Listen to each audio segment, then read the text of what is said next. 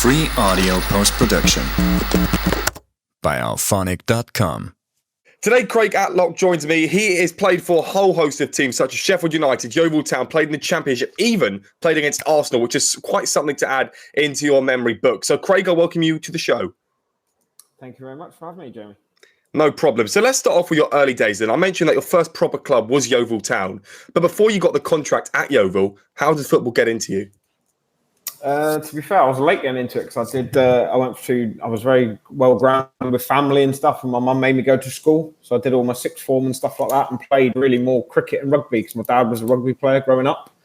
So I did more cricket and rugby, to be fair, growing up. And then, like I say, I got into football more a bit later, sort of 16, 17 when I started playing properly.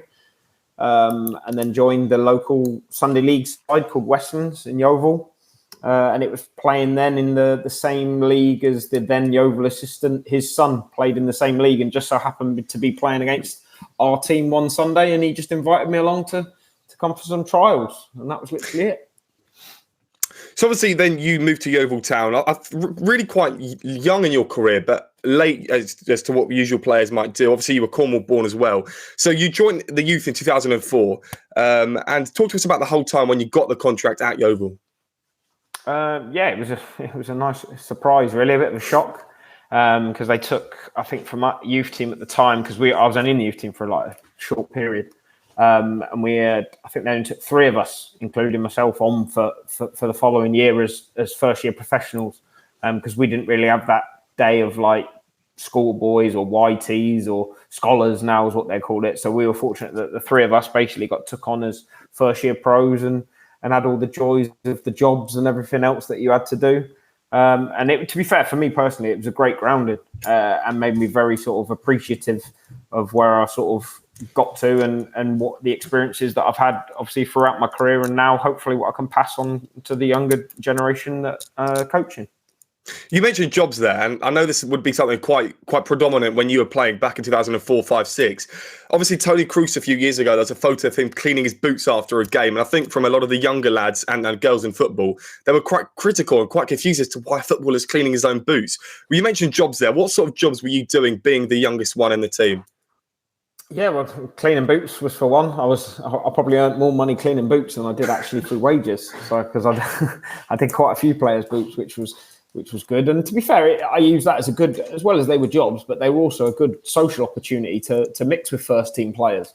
Because like we were very, again, being at Yeovil, it was a small club, you had plenty of interaction with first team players, and they were fantastic with us really, and give us the opportunity to like I say, be around them. And when you're sort of a first year pro, you spent most of your time growing up like idolising these players or seeing them play on a Saturday. So to then be near them and clean their boots or whatever was actually quite a cool sort of experience. So yeah, it was just things like that, cleaning boots, just tidying, obviously changing rooms, picking up equipment, just normal things really. You wouldn't see them as anything normal and any more normal and mundane than what anyone has to do really. So it doesn't mean that we're any better than anyone else.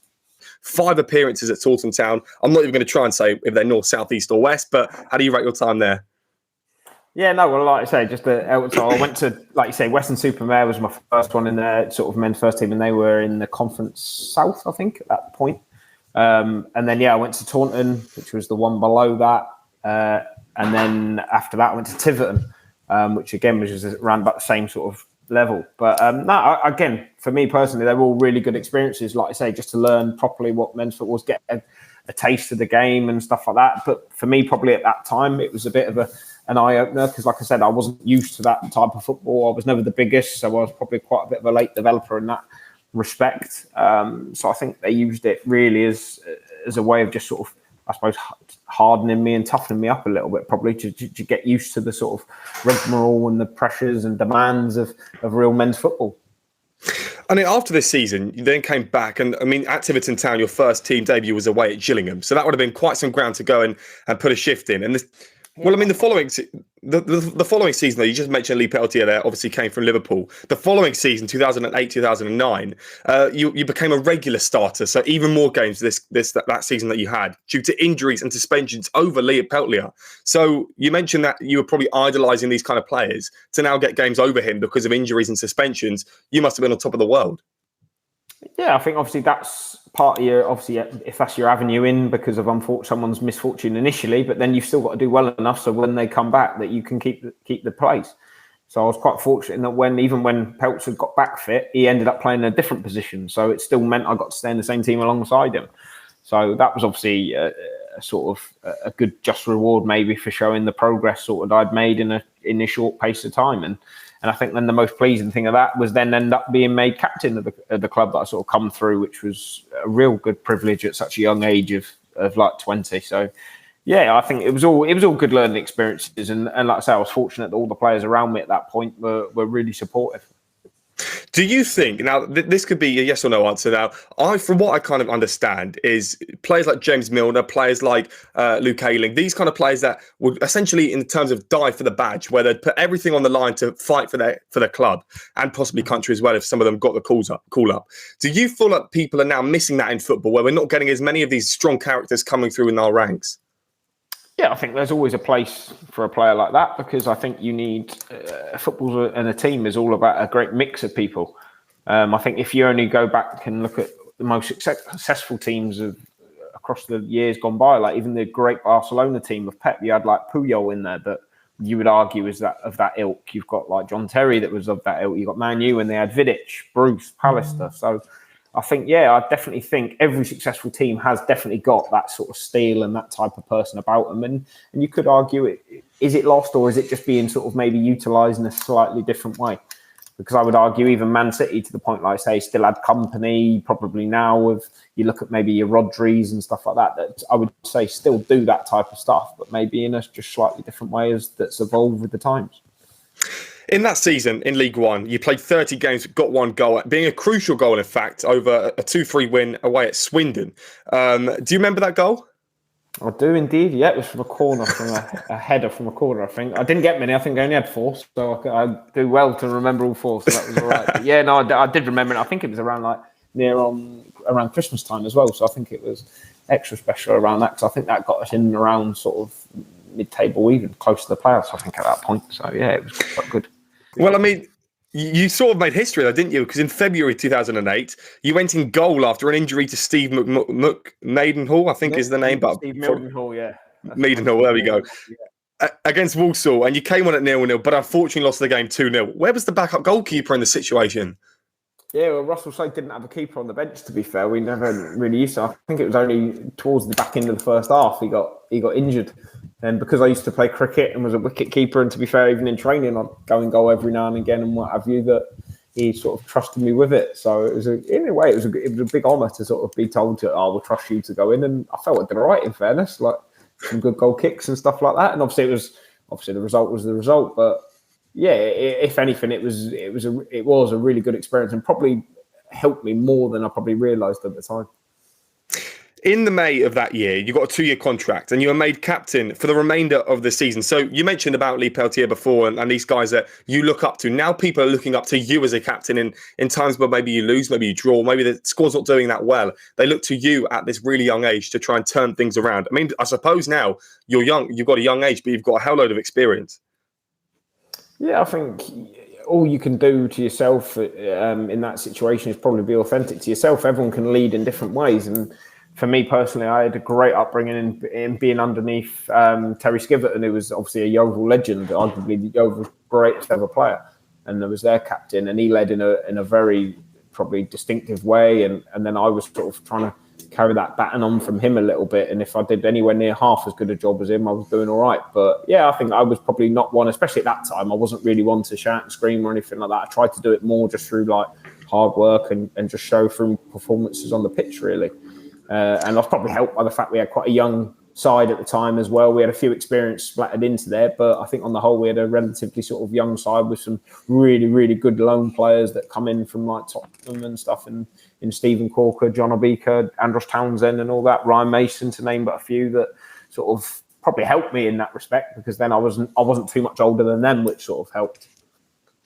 Well, I mean, you played 42 games, 1 goal, 3 assists in that year. And obviously, it got a few clubs looking at you, including Norwich City. You were linked to Championship side Norwich City. However, you decided to stay at Yeovil. Do you remember that time period where you would have looked in the papers and seen that Norwich were after you? Were you being contacted directly by the club?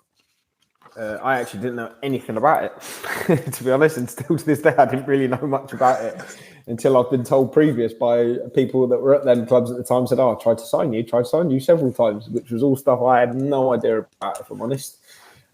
So to tell the truth, I couldn't really tell you. Well, I mean, you signed the new deal. Nice thing is, then obviously the nice thing is it's flattering to hear about these clubs sort of paying an interest in you, because hopefully it shows you're doing something right. But in terms of me having a choice or doing anything else, I generally wasn't really too aware of it and what have you. And I was just cracking on with a young kid from Somerset just playing my football. Well, that's quite surprising that you didn't hear about it. I suppose maybe, again, that's social media, that's agents coming more predominant in the game. Obviously, Yeovil offered you a deal. However, I believe that didn't go to plan, and you decided to leave in July of 2011 to sign with Peterborough United. Yeah, I think I got sold to Peterborough, actually. So it wasn't I think it wasn't as cut and dry as that, but it was all like amicable and stuff like that. There was no hard feelings or anything bad. Like I say, their club of Yeovil were brilliant with me, John Fry, and like I say, Skivo was the manager at the time, and they were brilliant. And but it was an opportunity. I felt like, I think it was between Charlton and Peterborough. I had the choice between, but Peterborough were in the Championship at the time, and obviously Darren Ferguson, and it was an opportunity I felt personally that I might never get. So I jumped at it, really, the opportunity to go and test myself and see what it was. I mean, the first season that you had in the Championship, 41 games, finished 18th on 50 points, playing centre-back and right-back. So obviously, you played right-back, I think, a bit more predominantly, but I think it's quite an even split. But to go up into another division, to then play the majority of the games in the Championship, was there a big level in difference? Well, to be fair, I actually started off playing most of my games at left-back for him. So that was sort of weird in itself as well, adapting to a completely different position at that level. But I think the level, yes, was obviously a jump and stuff in terms of, even more so just in terms of the stadiums and the pitches you were playing on. But I was also in a team that with better players again, so I was very fortunate in that. And probably, if anything, the team sort of probably masked my deficiencies. So it was all right. So I got made to look better by being in a better team. So it was good. But like you say, when you come up against certain players, obviously like at that time, Crystal Palace had like Zaha and Victor Moses and stuff like that you're playing against. And if I'm honest, I just thought, look, you only get one shot at this. I didn't believe I was good enough to be at that level, but I thought I might as well make the most of the opportunity and just really relished every little game, every opportunity I was given. 50 points in that season. Do you remember the expectations going into that campaign, finishing 18th? I mean, for a club like Peterborough, you would say that's not a bad result in the Championship. No, well, I think, to be fair, I think it was before Christmas. We had the opportunity of being at Christmas. I think we were nearly 6th or something like that. When by the time the first round of games had played, I think we were fortunate we had beat Ipswich quite heavily. That was on Sky, one of the first games of the season. And we'd done really well, to be fair. I think it was only when we started playing everyone the second time where we sort of maybe got found out a little bit and stuff like that we started to just maybe struggle. But I suppose on the whole, it was good. Like I said, we stayed up. That was the main thing. But we probably knew within the change room and with the level of players we had, we probably should have done a little bit better. The next season, in the League Cup, a 3-2 loss to Reading in the second round, but you didn't play in that game. But again, in the FA Cup, a 3-0 loss to Norwich. So a club that you didn't know were trying to sign you, but you now found out that they were trying to sign you. Do you remember, obviously, you were flattered, you said just a minute ago, that Norwich were after you. Do you remember watching that game and playing that game and just thinking about how good this club is? Yeah, I think, to be fair, like you had that when you played a lot of the clubs at that level, not just Norwich, all Reading and stuff like that. I think when you were there to think, this could be like potentially home or whatever, because I think that's the way you look at it sometimes. As much as you all want to do well for your current employers, at times you always think about, naturally, you want to progress and try and reach the best level you can. But yeah, I think, like I say, for me personally, I was in an environment at Peterborough that was really, really enjoyable, a really good group of staff, a really good group of players, and we sort of did probably more than well enough at that period of time, because I think they were a club that looks predominantly to develop and sell players, because that's kind of their sort of business model, and they've been incredibly successful with it. You also, unfortunately, got relegated, 22nd place, only by a few points. And it's you would have thought that you would have got hammered in a relegation battle, because a lot of the time, that's the way it goes. But in the last 11 games, you lost 2 games. The majority of those 11 you won. To then get relegated after that, what was the thought about that? Because I reckon you were going on that run of games. I think you lost to Crystal Palace to the second to last game. I mean, what's going through the team at the time, obviously about to get relegated? Yeah, well, I think actually it was the last game we lost to Palace. I don't even know if we lost or draw. Yeah, I think we did lose in the end because I think we only needed to draw. And I think because we beat Sheffield Wednesday and Birmingham the 2 games before, which we beat Sheffield Wednesday at home the week before, 1-0, and Grant McCann scored an unbelievable free kick. And we thought that was literally going to be enough because we knew then going to Palace, as we only needed a draw. They only needed a draw, I think, to get in the playoffs. And we were 1-0 up, I think, even went 2-1 up, I think, as well. And then unfortunately, we give away a penalty in literally, I think it was like the last minute to end up losing 3-2 and Kevin Phillips scored. So we were wounded because I think we ended up having like the most points ever by a relegated team or something. I think we had something like 54, 55 points or something like that. So yeah, it was obviously really hard to take in terms of that because we knew we probably deserved to stay up. But on the flip side of that, the start of the season, I think, as well as we only lost 2 out of the last 11, winning 9, I think the first 8 games of the season we didn't win. So it more than cancels itself out, unfortunately. It just shows we probably weren't as good again as what we should be, but you live and learn. Well, when a team goes down, you'd expect them to come right back up. In League One, you played 28 games in the 13-14 season, finishing 6th. So not an immediate return, but you finishing 6th is showing that you're still competitive enough to go back up. Yeah, I think obviously, like you say, we got into the playoffs.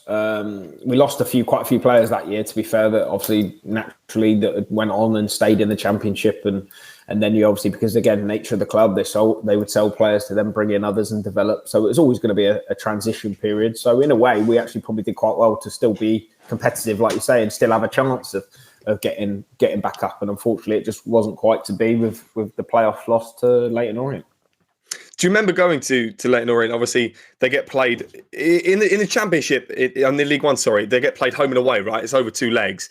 To go to Leyton Orient in a 1-1 draw, playing 90 minutes at centre-back. But then we'll talk about the second game in a second. When you drew 1-1 in the first leg, there was a really lot of hope, wasn't there, that you could really go back up? Yeah, I think, naturally there was. I think I think over the course of the season, we're playing them both times in the season. I think we had drew and won, I think, over the course of the season. So we more than felt confident. And I think we knew on our day we were probably the best team in the league at the time. But it was just piecing everything together. And I'm sure there's probably 10, 15 teams can all say that on their day they're the best. But we did genuinely believe that. And unfortunately, like I say, I think in the second leg, I think we created something like 20, 25 opportunities. And I don't think unfortunately, we didn't take them, which just, it shows if you don't put the ball in the net, you ain't going to win a game. And obviously, they scored in the 88th minute. It was 1-0 to Leyton Orient, 60 minutes gone. 88 minutes, it was 2-0 to Leyton Orient. But then, of course, you scored in the 92nd minute. So there was still a tiny bit of hope left with a few minutes added on. Was there really any hope? Like, once the ball came back on the kickoff, once it was 2-1, yeah, I think we still had a couple of opportunities. I think, in fact, I think I had one. I think I had one over the bar from about 8 yards, I think, which wasn't ideal, which probably to this day the gaffer's still flipping not happy with me about because I should have scored. But yeah, no, like you say, look, no matter how long's left in the game of football, there's still always an opportunity and you still need to always hope. And like I say, you just want to try him, but unfortunately it wasn't to be. You got released, though, by Peterborough, and then you managed to sign for Sheffield United on July of 2014. So when you left in this transitional period for yourself, to leave Peterborough, what was going through your mind? Were you a bit promiscuous about will you get another club? Because Sheffield United is a really good club to go to. Yeah, no, I think it was between the chairman. He was saying that I wouldn't sign a new deal or whatever before that had all happened, and then because I think he thought I was going somewhere else to Leeds or something. I think he even come out within the press saying I'd already signed for Leeds. So obviously that had all happened. But as far as I was aware, I was more than happy at Peterborough. But obviously the opportunity then come to go to Sheffield United, which under Nigel Clough as well, a huge club. Was an opportunity really too good to turn down, and one that I wanted to sort of test myself with. There was a really big challenge in the League Cup. You lost 3-2 over 2 legs to Spurs. You didn't play. However, Spurs scored in the 88th minute to make it 3-2 over those 2 legs. So you were watching this game, watching your new teammates at Sheffield United play. What was going through your mind when they scored in the 88th minute? Yeah, it was tough because, like you say, you're playing in one of the legs, and then the second leg, obviously, you're watching it and you're trying desperately to to think and hope that you got half a chance of getting through to the final and what have you. But again, it just wasn't to be. But we had, but in other cups, both cups, and we got to the FA Cup, I think, when we played Hull in the semi-final or something as well. And even in the earlier rounds of that, we ended up beating West Ham on penalties at Upton Park, which was a great experience as well. But yeah, we were just, for some reason, in that competition at the time under Nigel Cup, we were just very good in the cup competitions for whatever reason. And we just sort of seemed to raise our game a little bit. And, well, obviously it just wasn't to be. We just fell a little bit short because of the quality that they had, unfortunately. In the league, though, you were also charging 24 games, 2 assists. You finished 5th and got 71 points. And then you were obviously in the playoffs. Now, this is where it got a bit crazy. In the first leg, you lost 2-1 to Swindon. And in the second leg, it was 5-5. Swindon leading by 3 goals, and Sheffield scored 2 in the 88th and 90th minute. Wow, what a game that was. Yeah, not from a defensive point of view, it wasn't. But for the neutrals, it was all right. It was crazy, to be fair, really surreal, and one that could have gone either way and what have you. But again, one that we just sort of unfortunately fell short in. But yeah, it was a mad one. The whole season itself was a bit mad, really, because like you say, we probably did have the best team and the best squad in the whole division, but I think we were like second up until sort of around Christmas, and then Bristol City had a really good run from Christmas onwards, I think, and ended up sort of quite easily, I think, ran away with the league. But there were some really good teams in it. I think like you had Preston, I think them and Swindon played in the final, I think, in the end. But yeah, it was, like I say, it was just a mad experience. Even the whole season in general, just from a personal point of view, like going from, like I say, Yeovil to Peterborough to now being at a club like Sheffield, going out there at Bramall Lane every week and being around the city and all that, it was quite an incredible experience, really, to be fair. And one I'm very, very grateful to have the opportunity of, and thank you to Nigel Clough for that. It is part of football. Doncaster, 27 games, 1 assist, 21st place, relegated, I believe, for the second time in your career. But now you're becoming a senior player at this point. You've now gone through so much. To get relegated with Doncaster, what are you telling the lads in the changing room? What's the manager telling you? Yeah, I mean, it was a strange one, really, because from a personal point of view, obviously I've gone in a bit later, and I actually had a really good personal perspective in terms of, like, I won Player of the Year, I think, that year, and done all right. And I mean, luckily from my perspective, I've been promoted and relegated at that point or what have you. So I suppose it was good that you could lean on the players in terms of what the relegation experience is, but also tell them now in terms of galvanising them, getting them ready for the following season in terms of what our objective was going to be to go and bounce straight back and get back up. Because I felt, like you say, because the manager brought me in with his trust and stuff, I felt I owed him one to try and get the club back. The following season, in fact, you played in the EFL Cup in a 1-0 loss to Arsenal at the Emirates. You played 28 minutes, playing the likes of Giroud, Theo Walcott, and so many more brilliant names. What's it like to go to the Emirates and play on the pitch? Yeah, it was incredible. It was really nice. I've been fortunate enough to watch one of my best friends play there as well for Norwich previous season.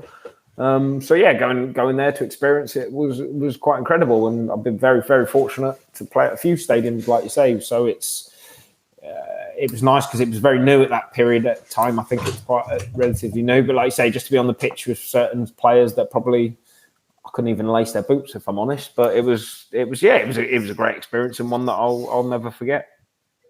Do you remember though stepping onto that pitch? Because obviously you played 28 minutes.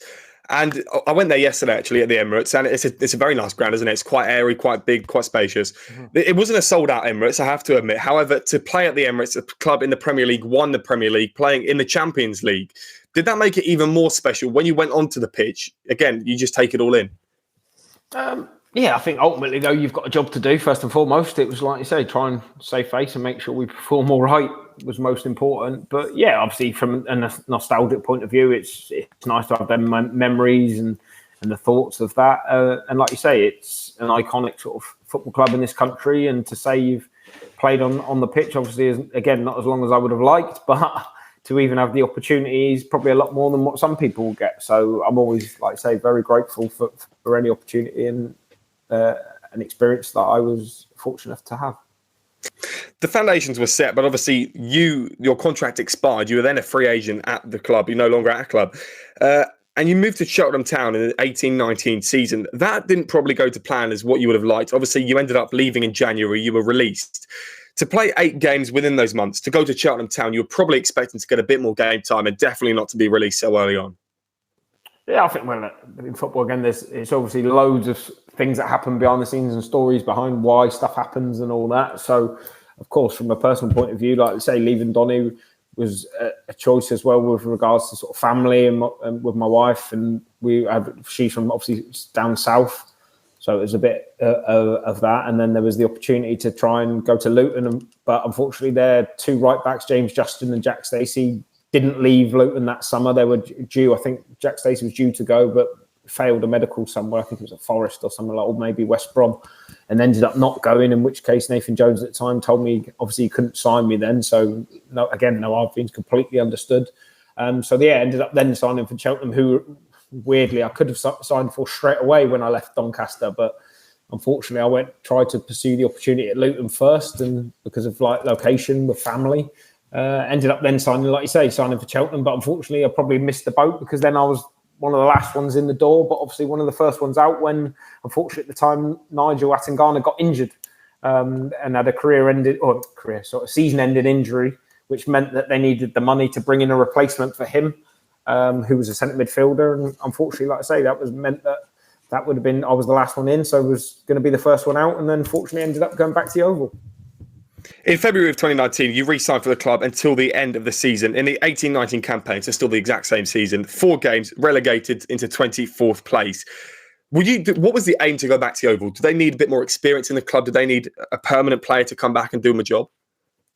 Yeah, again, it was probably an absolute madness going back there in a way, because they needed some experience and stuff. And then there was a lot of goings on with ownership and stuff like that. It was probably the right club, maybe at the wrong time, with everything that was sort of going on. And I know like a few of us were asked to stay away a little for a bit. And yeah, again, it was just a difficult time. But to be fair, at that point, for me, football was sort of already winding down as such, and I was starting to concentrate on other things outside of football. So it was just making sure that I was still giving my all to Yeovil when asked. And like I say, I did nothing but the best for them when I was there.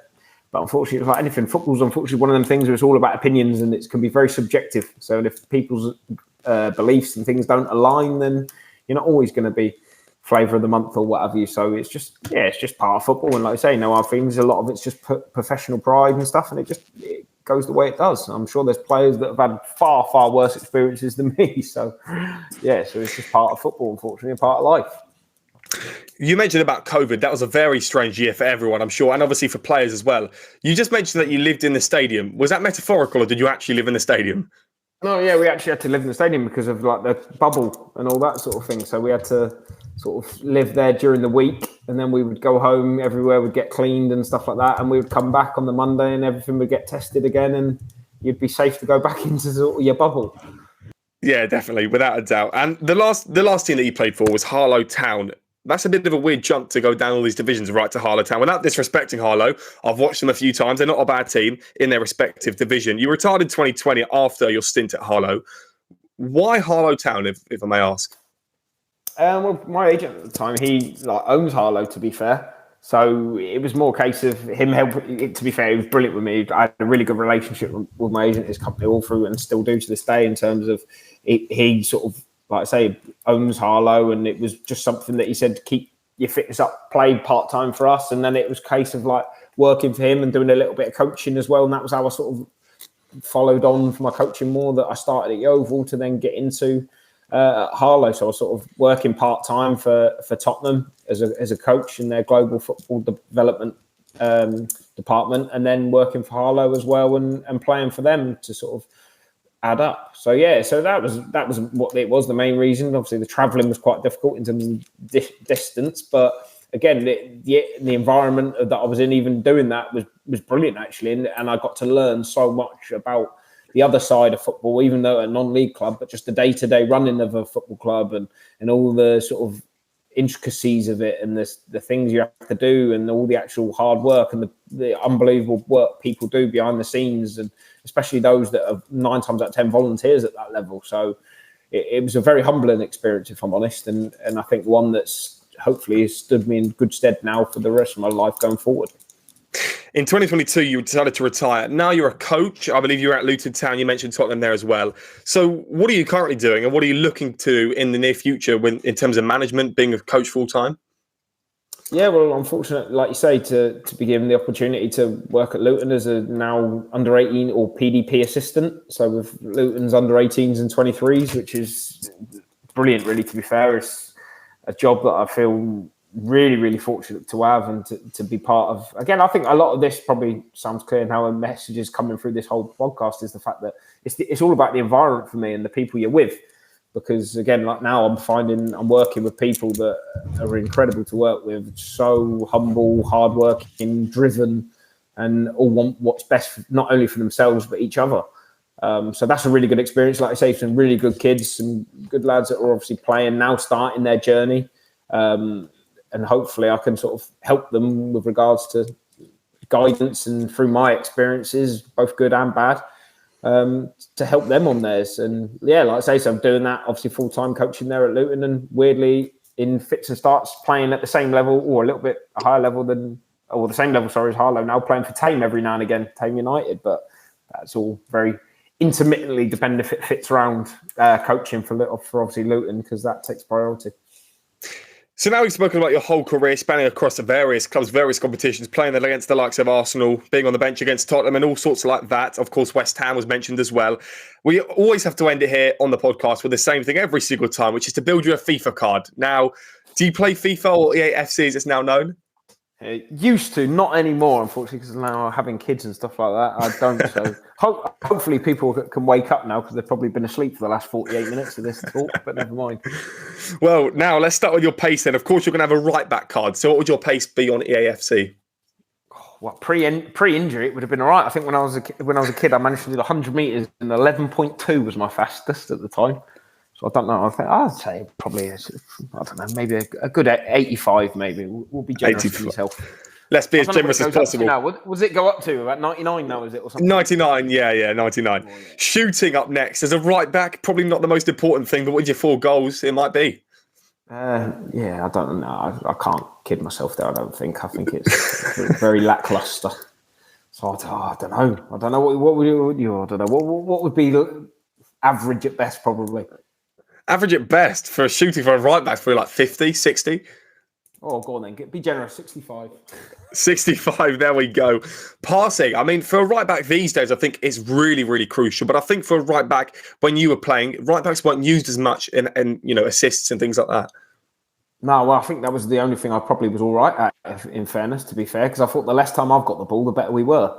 So passing must have been all right. So I'll probably say, yeah, that would be a good 80 odd, I think, just to make sure, like I say, the less time spent with me meant we were doing well as a team. Dribbling up next. Again, probably not the most important attribute for a right back. No, as long as it didn't have the ball, just running without it, dribbling, I was good, but not with it, yeah. So probably get 65 again for that as well. 65. 2 more left. Defending as a right back, probably up there. Yeah, defending, to be fair, defending was the one thing I enjoyed doing, I think, especially one-on-one defending and stuff like that. So, yeah, go on. Whatever you feel like it's around there, I don't know. It's up to you. No, it's your FIFA card. Oh, I don't know. Well, if it was mine, it's going to be silly. I'd go all 90s, wouldn't you? But no, we'll go 80. We'll go 85 again. We'll just keep it simple. And last but not least, physicality. Oh, flipping heck, about 20. So 20 physicality?